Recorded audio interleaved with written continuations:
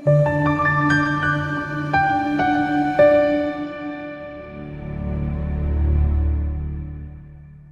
engathi angikubusisa nje uphumelele ube nokuthula nje empilweni yakho.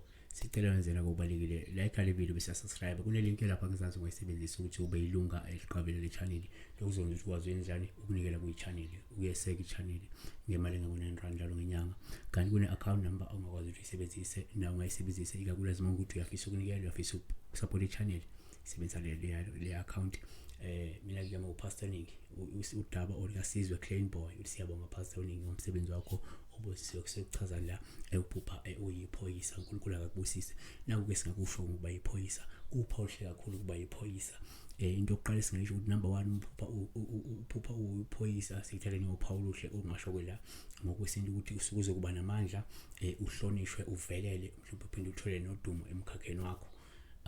Singakusho futhi ukuthi number 2 uma uphupha iphoyisa kuphawulusha kakhulu uyiphoyisa lokho kusho ukuthi uNkulunkulu ukuphe amandla nesibindi futhi ufuna ukusebenzisa ukusindisa abantu noma nje ukusindisa umndeni wakho kubantu abangalungile. Ihubo 144 verse 1 to 2 ithi ke makabongwe uJehova idwala lami oqeqeshela izandla zami ukulwa neminwe yami ukulwa ungumusa wami nenqaba yami nomkhulu wami nesihlangu sami engiphephela kuyena.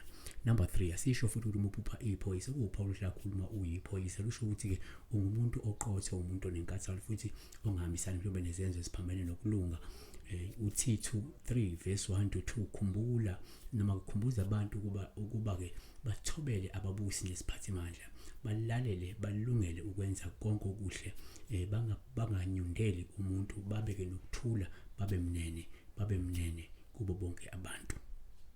Number 4 uma uphupha iphoyisa kuPawulos ukuthi uma uyiphoyisa lusho ukuthi yima isibindi futhi ungesabi ngokuba ke unamandla namaso okunqoba inkinga nezitha ezimelene nawe noma ke nevangeli likaNkulunkulu. Luke 10 verse 19 ngeninike amandla okunyathela izinyoka nawufezela nokunqoba wonke amandla esitha akukho kuzokulimaza.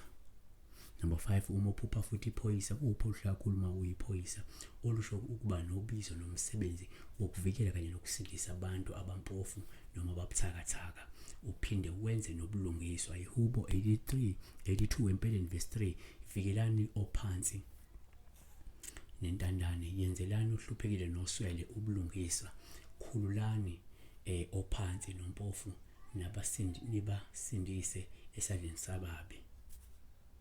Number 6 uphupha futhi uyiphoyisa uphawu sithane ngolosho mawubopha abantu abangalungile njengephoyisa lusho ukuthi umisela ukwenza ukulunga ukuvikela futhi ulwele noma uphinde umele nje abantu abangakwazi ukuzidwela ukuzimela nokuziphendulela. uIsaiah 1 verse 17 ithi ke fundani ukwenza okulungileyo funa ubulungisa mela ucindezeleyo ukukhulume indaba yezindandane mela icala lomfelokazi. Number 7 futhi uma uphupha iphoyisa kuPawulubi uma ubopha abantu abangenzanga lutho njengephoyisa lusho ukuthi kumele uqaphele ngoba ke uzokuba nenkinga futhi uzosusa uthuthuva uphinde uphambane nabantu ngenxa yokwenzelela. Asivale ngakuthi uma uphupha iphoyisa kuPawulos uma ulamula abantu abanombango abantu abalwayo ngephoyisa lusho ukuthi ke wena ngenze umuntu othanda ubulungiswa umuntu othanda ukuthula noxolo empilweni yakho. Mateyu 5 verse 9 babusisiwe abagcini bokuthula ngokuba ke bayakubiza ukuthi ke bangabantwana bakaNkulunkulu.